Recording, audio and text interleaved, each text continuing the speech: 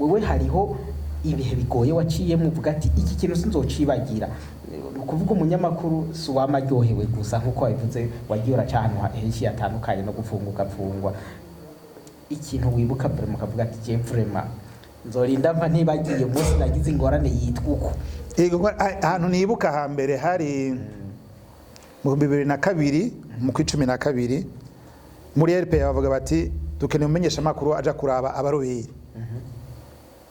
naba mu Kayanza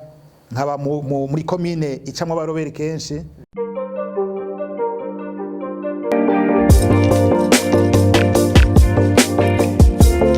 gambararira reka ndavyige ndabikora oya so kugambarara narabishaka narabikunda kuko umugabo komenyesha makuru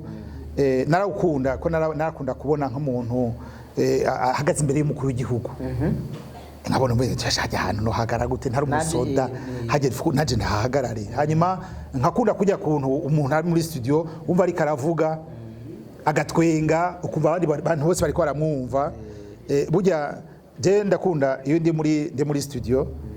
nambaye casque niko ndavuga niyumviriza biraryoha biraryoha nawe wiyumviriza canke nkaba nakoze nk'ikiganiro nkakibika bakakibika muri bwa buhinga bwa none hanyuma nkiyumviriza mu nyuma biraryoha umuga rero uno musi nubura cyane kunduko ego ubu niho ngeze ko ndazi ubu ndazi ivyo nkora ko abantu batazi uyu mwuga bazi ko ari ikintu ngo reka nyene mvuge reka nyene kuvuga amakuru oya ajya makuru ni byiza ko yavuga wayatohoje wayaryohoye nawe uzitingira ndayavuga aya nukuri burya inkuru y'ukuri iraryoshe kuvuga ko niyo uko yumvira uzumva ko tabwo bufise urumva ko hari cyo fashije abandi yego reka tubandanye ikindi kibazo wewe urumva ivyo wavyinjiyemo nta mashure yabyo wari ufise sivyo wari wize mbega umuntu ashobora kumanyesha makuru atabyize mu ishuri Ego cyane birashoboka kandi agakora umwuga wiwe neza atakibazo ego nukuri kuko benshi mu bamenyesha makuru nzi harabize akahise ku Burundi histoire harabize geography harabize igifaransa harabize icongereza harabize guhindura indimi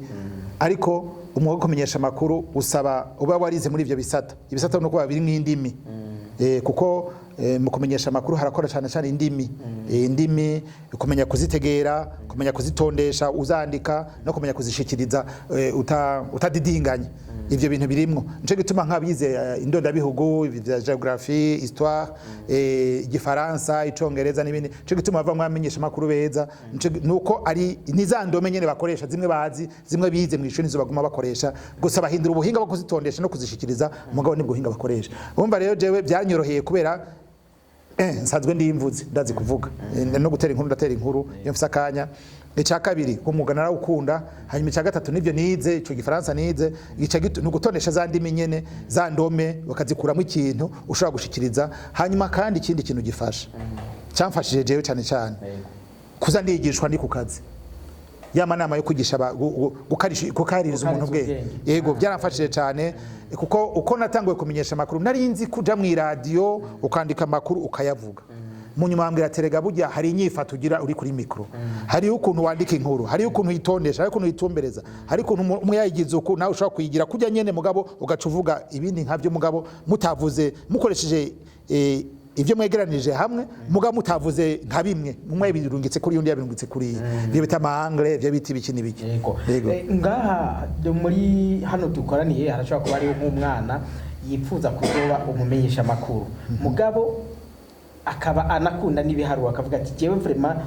ndashaka umumenyesha makuru mugabo ubunye nuvuze ati ukunda indimi ukunda warize indimi warize ibintu bijanye na kahise ati birakorohera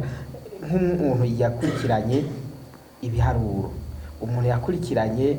icyo bita biology ubuzima bw'ibikoko cyangwa n'ubw'abantu uyu muntu ntashobora kumenyesha makuru nsubira inyuma gatoyi mu mashuri yisumbuye nize biologie et chimie scientifique B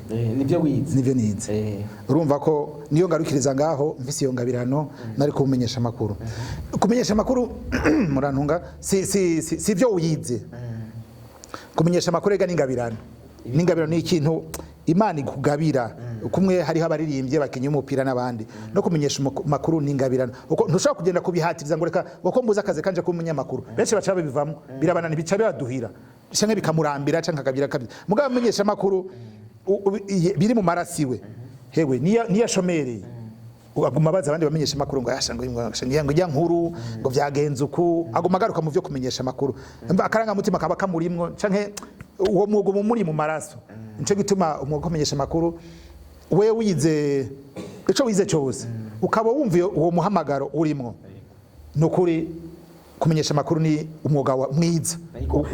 cengira kwa nyene uvuze yuko ari umwuga mwiza ko cyane cyane babikurimwo mbega umwuga urimo ingorane izihe ku buryo ntuhava ubikunda wumviriza radio wibereye muhira hari umuntu aba yicariye muhira cyangwa yiryamiye murabiza abantu bakumva babangwase bariko baravuga agapira bagaca baryoherwa rwose ngo naje nawo bivuga n'abantu baca bumva ngo arote akiga kuzomera umupira yibereye hariya muhira mugabo akaba ari n'umwuga urimo n'ingorane mbega ingorane cyane cyane ziri mu mwuga wo kumenyesha amakuru n'izihe kugira ngo ntihagire umuntu yumvira ko ari kuvuga gusa hanyuma bigaca bigenda neza ingorane ya mbere mumenyesha amakuru ni umwanya kumenyesha amakuru ni ikintu kigoye gose baragutumye bati genda Nyamurenza hari barabara Nyerera rimeze uku inama yo gutegura amakuru yabaye saa 2 uhejeje saa 3 cyangwa saa 3:30 ugaca biruka Nyamurenza kandi saa 6:30 gutanga inkuru urabaha inkuru kwirukanga ingorane ya kabiri ugeze ku rubuga hari igihe umuntu ugiye gusaba inkuru ayikwima kavuga ngo wewe ngo kwanza ngije radio yanyu ngo canga ngo wewe ngo turakuzi kwanza hari n'ababivanga n'andi mashavu yandi bafise ku ruhande akakwima inkuru iyo ni ingorane yo kubura ahakura amakuru nuko les sources d'information iyo contrainte ya mbere n'umwanya ikibazo cya mbere n'umwanya cya kabiri no kubura amakuru ikindi cya gatatu ni uburyo urashaka gushaka kuvuga ati cyo inkuru nagomba kuyikora inkuru y'amazi meza ya Kenya hana bitinya bikenke nagomba kuyikora ugacubura ukuntu shikinya bikenke aho Nyabikenke muri komine Nyamurenza ko niyo nkuru iyo ngurane ntubu narayigize mu minsi yeze narayigize mugabo naragikemeye ko mu nyuma naciyenjaye ingorane uburyo burahagarika umwuga wo kumenyesha amakuru ku muntu awushaka cyane uko ushaka kuwukora neza ukabura uburyo no kuvuga uburyo bwo kwiyunguruza amafaranga kuko umenyesha amakuru n'umuntu afise umuryango kwiyumvira karasiyo muhira gacomvira ninaje Nyamurenza ni package kuraya kuri 5,000 nari mfise baca barya gute uburyo buratangura ingorane ikindi ni ingorane mu kumenyesha amakuru ubukene bw'ibikoresho ivyo ndavyumva uri kurambwira ibiri inyuma bitakuva ko wewe ubwa biva kuri wewe biva kuri wewe bawo ndavyo ari karakumviriza ntiyibaze yuko bikorohera hariho izindi ngufu zindi umuntu yashyize icyambere ni ubumenyi buke bimwe twamye tuvuga ati umuntu arashaka kuza kumenya umunyamakuru ko ashaka ubumenyi buke urashaka kuba uvuga uti je narize nk'umugenzi wanje yitwa Serge arazi igifaransa arazi icyongereza arazi byose mugabo ugasanga kumenyesha amakuru ntibirinjira neza iyo ni ngorane ikomeye uko naho wo vyandika naho wo bivuga baguma bavuga ati batwire bamazindira ko nakuvuga ngo fake news kwapi ngo nta kintu yavuze ngo nta kirimo kugira ngo bwapi iyo ni ingorane ya mbere iva kuri kumumenyesha amakuru akoze inkuru ingorane ya kabiri no kugara umenyesha amakuru agahara ni ingorane kuri wenyene ukugara ntuyibuka ntubaza mugenzi wawe uvuga ngo ndabizi ubyaje ndabizi ntubaza mugenzi wawe mbega wesha ko waciye hana nje nahaciye mugabo ashaka nibagiye bana canke hari ibintu hari ijambo rindidaniye mu gifaransa cyangwa mu Giswahili wo rimbwira iyo ni ingorane y'abamenyesha amakuru iyo ni ingorane ya gatatu rero y'abamenyesha amakuru niyo bamenyesha amakuru batubaha inzego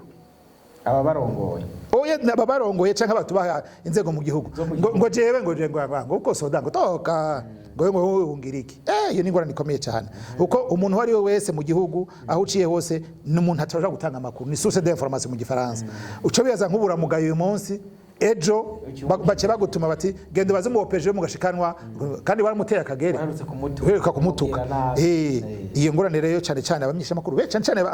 bacaruka bakiri bashasha iyo ngorane irabahanga gose ego urakoze tubandanye bijyanye no kumenyesha amakuru nyene nkuko uri kurabitubwira turumva ko rimwe na rimwe usanga ari ibintu bigoye wewe hariho ibihe bigoye waciyemo uvuga ati iki kintu sinzocibagira kuvuga umunyamakuru si wamaryohewe gusa nkuko wabivuze wagiye uracanwa henshi hatandukanye no gufungwa ikintu wibuka mbere mukavuga ati je vraiment